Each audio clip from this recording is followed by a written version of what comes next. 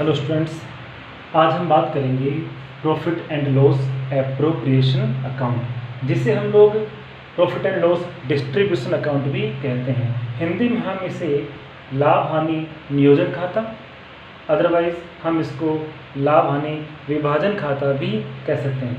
Okay, अब ये बनाते कब हैं? ये बनाते हैं ईयर के एंड में, और इसीलिए हमें मेंशन करना होगा फॉर द ईयर एंडिंग। जो भी पर्टिकुलर ईयर की लास्ट डेट होगी तो यहाँ मेंशन होगी। लाइक 31 मार्च 2018 को अपना ईयर एंड हो रहा है, तो हम यहाँ पे 31 मार्च 2018 लिखेंगे, because ending date is 31 March 2018। Okay, but P and L appropriation को स्टार्ट करने से पहले मैं कुछ बेसिक डिस्कशन करूँगा, क्योंकि उनकी हमें काफ़ी ज़्यादा नीड होगी फॉर दिस अकाउंट। बिजनेस में कोई भी ट्रांजैक्शन होता है, बिजनेस में कोई भी ट्रांजैक्शन होता है, वो इन 4 में से किसी को भी इफेक्ट कर सकता है। मैक्सिमम इन 4 में से होगा। अदर देन 4 कोई भी ट्रांजैक्शन बिजनेस में होता ही नहीं है। जो होगा वो इन्हीं 4 में से होगा। क्लियर? इट मीन्स बिजनेस में होने वाले ट्रांजैक्शन इन 4 में से होंगे। इट मीन्स वो एसेट्स को इफेक्ट कर सकते हैं, लायबिलिटीज़ को इफेक्ट कर सकते हैं, एक्सपेंसेस को इफेक्ट कर सकते हैं, और इनकम को भी इफेक्ट कर सकते हैं। क्लियर? इन 4 से बाहर बिजनेस में कोई ट्रांजैक्शन नहीं होता। तो हम ये भी कह सकते हैं कि नेचर ऑफ बिजनेस ट्रांजैक्शन, तो बिजनेस ट्रांजैक्शन के नेचर क्या है? वो एसेट्स हो सकता है, लायबिलिटीज़ हो सकता है, एक्सपेंसेस हो सकता है, और इनकम हो सकता है। लेकिन हम केवल इतना ही नहीं जानना चाह रहे, हम इसे थोड़ा और आगे भी नॉलेज लेना चाह रहे हैं। वो नॉलेज क्या है? नॉलेज ये है कि जो ट्रांजैक्शन है बिजनेस का, वो आपके एसेट्स को अप कर रहा है, आपके एसेट्स को इंक्रीज कर रहे हैं। तो जब एसेट्स इंक्रीज होगी तो ऑलवेज डेबिट होगी। एसेट्स जब भी इंक्रीज होगी ऑलवेज डेबिट होगी। क्लियर? अब आप देखिए कि एसेट्स इंक्रीज होने पे डेबिट होती है, तो ऑब्वियसली एसेट्स डिक्रीज होगी, डाउन होगी, तब तो डेबिट नहीं हो सकती ना। डेबिट का रिवर्स क्या है? क्रेडिट। और इंक्रीज का रिवर्स क्या है? डिक्रीज। इट मीन्स इंक्रीज होने पे डेबिट हुई है, तो डिक्रीज होने पे क्या होगी? क्रेडिट होगी। इट मीन्स जब भी एसेट्स डिक्रीज होगी हमें क्या करना है? उसको क्रेडिट करना है। ओके, अब हम बात करेंगे लायबिलिटीज़ की। हम सब लोग जानते हैं, we know very well, asset से जस्ट रिवर्स कंसेप्ट लायबिलिटीज़ के होते हैं। एसेट से जस्ट रिवर्स कंसेप्ट लायबिलिटीज़ के होते हैं। इट मीन्स एसेट्स जब अप हुई हमने डेबिट की थी, और लायबिलिटीज़ जब अप होगी, इंक्रीज होगी, तो हम उसको डेबिट नहीं करेंगे, तब हम उसको क्रेडिट करेंगे। तो हमें देखना पड़ेगा वो ट्रांजेक्शन एसेट्स है लायबिलिटीज़ है, उसके अकॉर्डिंग हमें रूल्स को अप्लाई करना है। तो लायबिलिटीज़ जब प्लस होगी तो हम क्रेडिट करेंगे, बट लायबिलिटी जब डिक्रीज हो रही है, डाउन हो रही है, तो हम उसको ऑलवेज क्या करेंगे? डेबिट करेंगे। ओके, फिर हम बात करेंगे एक्सपेंसेस की। आपके ट्रांजैक्शन से एक्सपेंसेस अप हो रहे हैं, इंक्रीज हो रहे हैं, तो हम ऑलवेज डेबिट करेंगे। लेकिन एक्सपेंसेस अप नहीं हो रहे हैं, वो डिक्रीज हो रहे हैं, तो हम उसको क्रेडिट करेंगे। इट मीन्स एक्सपेंस अप होने पर डेबिट एंड डाउन होने पर credit. And last and final, expense का रिवर्स क्या होता है? इनकम। तो रूल्स भी क्या हो जाएंगे? रिवर्स ही होंगे। इट मीन्स एक्सपेंसेस अप होने पे डेबिट किया, तो इनकम अप होने पे डेबिट नहीं हो सकती, इनकम अप होने पे क्रेडिट होती है। ऐसे ही एक्सपेंसेस डिक्रीज होने पे क्रेडिट हुआ था, बट इनकम डिक्रीज होने पर डेबिट होगी। ये रूल्स आपको माइंड में रखना है। ये अकाउंटिंग का एक बेसिक कंसेप्ट है, बेसिक रूल है, जो किसी भी लेवल की अकाउंटिंग पे 11th class, 12th class, first year, second year, first, किसी भी लेवल, CSS, किसी भी लेवल पे आप जाओ, यदि इनका ये कंसेप्ट क्लियर है आपका, तो आप सडन एंड फास्टली, क्विकली आप एंट्रीज बता सकते हो, आप अकाउंटिंग कर सकते हो। आपको पता ही नहीं है तो आप सोचते रहोगे, टाइम स्पेंड होगा, वो भी अननेसेसरी टाइम स्पेंड होगा, जो हमें करना नहीं है। तो इनकी थोड़ी आपको प्रैक्टिस करनी है। ओके, अब आप एक को ध्यान रख के सब पता लगा सकते हो। कैसे? वो भी देखो एक बार। आप ओनली एसेट्स के रूल्स का पता रखो, उसको माइंड में रखो, ओनली एसेट्स का माइंड में रखो। एसेट्स प्लस होने पे माइंड में क्या रखना है आपको, डेबिट, और माइनस होने में क्या करना है, क्रेडिट। अब इससे आपको 4 रूल्स जो हैं एसेट्स के, लायबिलिटीज के, एक्सपेंस के, इनकम के, सारे रूल्स पता लग जाएंगे। कैसे? एसेट्स और एक्सपेंसेस के रूल क्या होते हैं, सेम होते हैं। एसेट्स और एक्सपेंसेस के रूल क्या होते हैं, सेम। चेक कर लो, एसेट्स अप होने पे डेबिट हुआ था तो एक्सपेंस भी अप होने पे क्या हुआ, डेबिट। सेम है, तो याद रहेगा जो रूल्स एसेट्स के हैं वही रूल्स किसके हैं, एक्सपेंसेस के हैं। इट मीन्स एसेट्स अप होने पे डेबिट हुई थी तो एक्सपेंसेस भी अप होने पे डेबिट ही होंगे। एसेट्स डाउन होने पर क्रेडिट की थी तो एक्सपेंस भी डाउन होने पर क्रेडिट ही होंगे। ओके, अब ये तो पता ही है ना कि एसेट्स का जस्ट रिवर्स क्या होता है,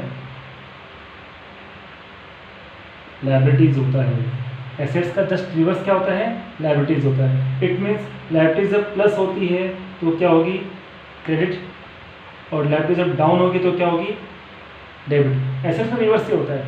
एसेट्स और एक्सपेंस के रूल तो क्या है, सेम है, पर एसेट्स और लायबिलिटीज के रूल्स क्या रिवर्स है। क्लियर? तो एसेट्स के रूल्स को रिवर्स करने पे किसके रूल्स बन गए, लायबिलिटीज के।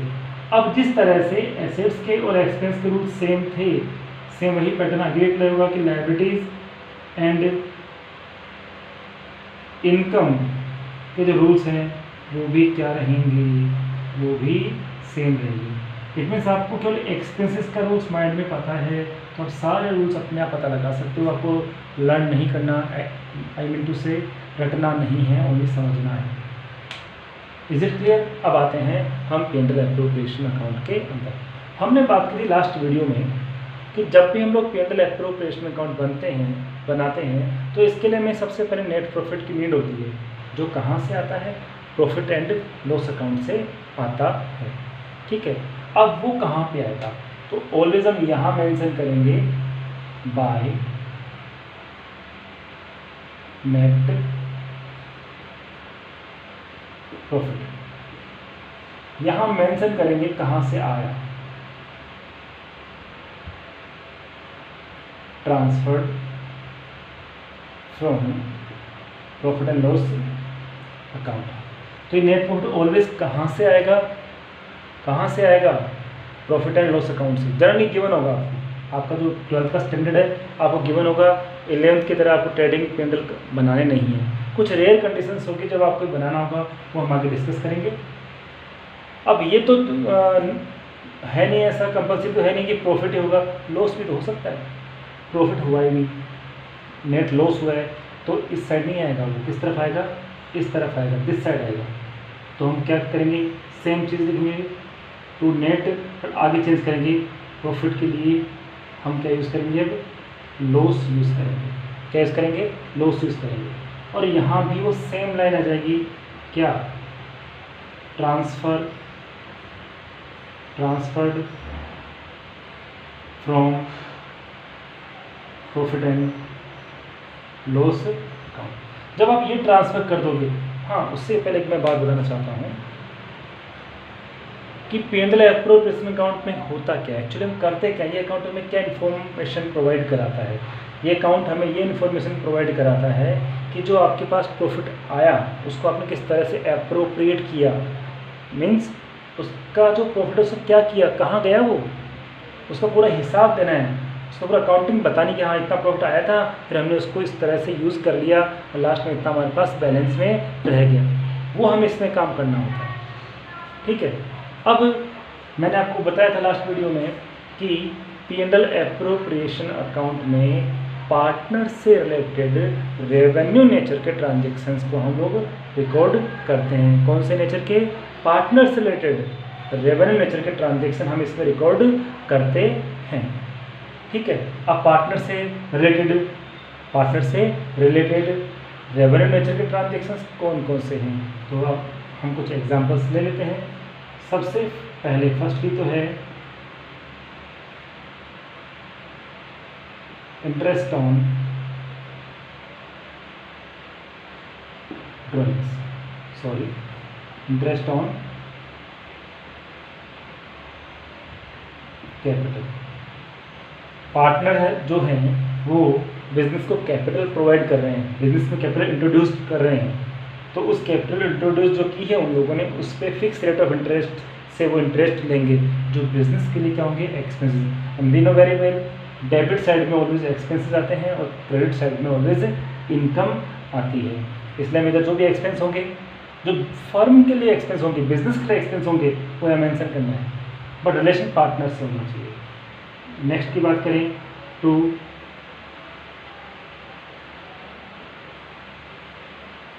सैलरी।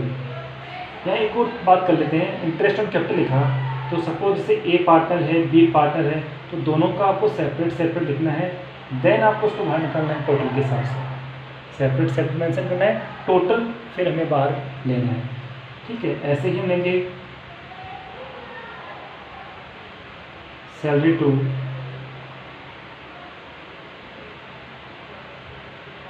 पार्टनर। यहाँ भी सेम मैटर हो सकता है कि सैलरी ए को भी और बी को, दोनों को मिल सकती है, तो पहले अमाउंट अंदर आएगा देन बाहर आएगा। और क्या ट्रांजैक्शन हो सकते हैं पार्टनर से रिलेटेड, तो हम पार्टनर को कमीशन भी दे सकते हैं, तो हम क्या मेंशन करेंगे, कमीशन टू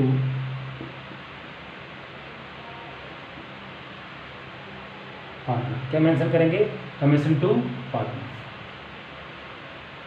इधर पार्टनर से रिलेटेड ओनली सिंगल इनकम होती है जो बिजनेस को मिलती है, वो है इंटरेस्ट ऑन ट्रेड्स। उसको भी वही है, दोनों का सेपरेट सेपरेट मेंशन करके देन हम उसको आउटर कॉलम में शो करेंगे। अब जब इतना हो जाएगा तो एक और चीज़ आ सकती है, और वो है जर्नल रिजर्व अकाउंट। इसका मतलब क्या है कि जो हमारे पास प्रॉफिट आया उसमें से हमने सैलरी दे दी, हमने इंटरेस्ट ऑन कैपिटल पे कर दिया, कमीशन पे कर दिया। अब जो भी प्रॉफिट हमारे पास सेव है उसको हम लोग डिस्ट्रीब्यूट नहीं करना चाहते पार्टनर में। डिस्ट्रीब्यूट करने से पहले फ्यूचर की सेफ्टी के लिए कुछ अमाउंट हम रिजर्व में ट्रांसफ़र कर लेते हैं, जो हमारी जो इकोनॉमिक कंडीशन है उसको स्ट्रॉन्ग करता है। फ्यूचर में जब हमें अमाउंट की नीड होती है तो इसमें डिपॉजिट किया गया अमाउंट हमारे लिए यूज़ आ जाता है, और इसमें ट्रांसफ़र करने के बाद जो रिमेनिंग अमाउंट होता है उस रिमेनिंग अमाउंट को हम ट्रांसफ़र कर देते हैं partners capital oblique current account. और इस तरह से इसके अंदर भी ऐसे आएगा, टोटल बाहर आ जाएगा। ये हमारा एप्रोप्रिएशन अकाउंट कंप्लीट हो गया है। इससे ज़्यादा ट्रांजैक्शंस आपको नहीं मिलेंगे, और मिलते भी हैं तो कोई इफेक्ट नहीं पड़ेगा। क्यों, हमें तो वही ट्रांजैक्शन लेने जिनका इफेक्ट या जिनका रिलेशन किससे हो, पार्टनर से हो। तो पार्टनर से रिलेटेड आपको लगता है ये ट्रांजैक्शन भी है, आप मेंशन कर सकते हो। मैंने मेंशन नहीं किया, बट मैं आपको बता देता हूँ, लाइक बोनस टू पार्टनर को बोनस दे रहे हैं, इसी में आएगा। रेमुनरेशन टू पार्टनर, इसी में आएगा। पार्टनर से रिलेटेड कोई भी ट्रांजैक्शन होगा वो इसी में आएगा, वो किसी के अंदर नहीं आ सकता। तो ये है आपका पिंडल एप्रोप्रिएशन अकाउंट। याद रखना, क्रेडिट साइड में सबसे पहले प्रॉफिट ट्रांसफर करेंगे, और पार्टनर से रिलेटेड इनकम ये क्या होती है, इंटरेस्ट ऑन ड्रॉइंग, वो इधर आ जाएगा। पार्टनर से रिलेटेड जो भी एक्सपेंस होंगे वो सारे इधर आ जाएंगे, जो बिजनेस पार्टनर देगा वो इधर आ जाएंगे। फिर डिफरेंस आएगा वो पार्टनर में डिस्ट्रीब्यूट कर देंगे। अब यहाँ पर मैंने पार्टनर्स कैपिटल भी लिखा है और पार्टनर्स करंट भी लिखा है, कैपिटल कब और करंट कब, इसकी बात हम नेक्स्ट वीडियो में करेंगे। ओके, अब एक इम्पोर्टेंट और बात मैं आपको बताना चाहूँगा कि आपको निश्चय कॉमर्स क्लासेस में क्लास 11th 12th बीकॉम और बीकॉम के तीनों first year, second year, third year, इसके साथ एमकॉम, MBA, BBA एटसेट्रा जो कोर्सेज हैं, और उन कोर्सेज में जो भी अकाउंट से रिलेटेड और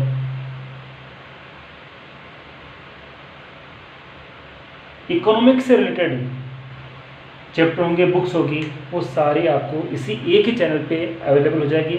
और कोई भी पेड कोर्सेज नहीं है, ये कम्प्लीटली फ्री है। फिर से बता रहा हूँ, 11th और 12th में जो इकोनॉमिक्स एंड अकाउंट्स है वो आपको इसी चैनल पे मिलेगी। BCom first year, second year, final में जो भी सब्जेक्ट हैं, जैसे फर्स्ट ईयर में कॉर्पोरेट अकाउंटिंग एंड स्टैटिक्स है, सेकेंड ईयर में income tax, costing, FM, final year में एडवांस अकाउंटिंग, कॉस्टिंग, ऑडिटिंग, वो सारी आपको यहाँ मिलेगी। ठीक है, MCOM में, ABST में, इकोनॉमिक्स में जो भी प्रैक्टिकल सब्जेक्ट हैं, अकाउंटिंग सब्जेक्ट हैं, वो आपको एक ही चैनल पर मिलेंगे। इवन कंपटीशन लेवल में कोई अकाउंटिंग टॉपिक्स हैं, like junior accountant, RPC accountant या बिजली बोर्ड में जो अकाउंटेंट की वैकेंसी आती है, वो भी सारे आपको इसी चैनल पे मिलेगी। बस आपसे इतनी रिक्वेस्ट है कि इसको अधिक से अधिक आप शेयर करें और सब्सक्राइब करें, ताकि मैं आपसे मोटिवेट हो सकूं, और जितना मोटिवेट होऊंगा उतना ही मैं और एफर्ट लगा के आपके लिए और काम करूंगा। Okay, thank you. उम्मीद है सब लोग फुली सब्सक्राइब करेंगे और शेयर करेंगे। Thank you.